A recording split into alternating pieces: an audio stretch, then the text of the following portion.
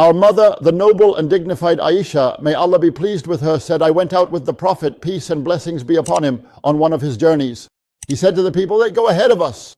So the people went ahead. Then the Prophet, peace and blessings be upon him, said to her, Alam, shall I race you? She said, yes. She said, so I raced him and I beat him. This was when she was a young girl. She said, I had not changed. I had not gained weight. Then later, after I had put on some weight and gained flesh, I went out with him again. Then the Prophet, peace and blessings be upon him, said to the people, go ahead. So they went ahead. He said to her, shall I race you? The Prophet, peace and blessings be upon him, was the one to initiate with her. He was the one who initiated. He said to her, shall I race you? She said, yes. She said, yeah, so I raced him, but by then I had gained weight and become heavier, so he outran me and beat me. The Prophet, peace and blessings be upon him, kept laughing and saying to her, this one is for that one. This one is for that one. The point of mentioning this is that playing with one's wife, being gentle with her, and even racing her is a prophetic tradition. Where are we in relation to these manners?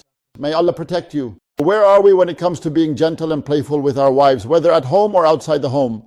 This is something that helps to improve marital relationships at home. Focusing on the positives. A husband should be wise and perceptive and look only at his wife's positive qualities. And likewise, a wife should look only at her husband's positive qualities.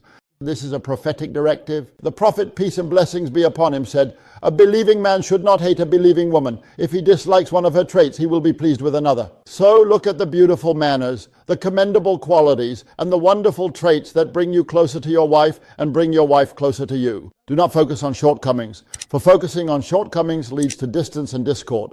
May Allah protect you.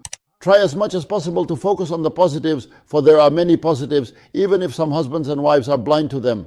However, the positives are many, and they are what help to repair the relationship between spouses. The Prophet's guidance is extremely important for family harmony.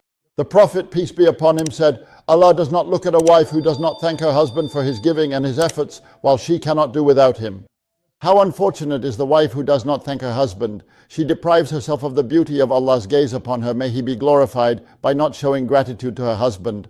Gratitude can either be expressed verbally, through kind words and praising the husband for what he provides and the efforts he makes, or it can be shown through actions by appreciating and respecting what the husband does and what he offers to her and their children. Expressing love physically to one's wife is a prophetic tradition that the Prophet, peace be upon him, taught us.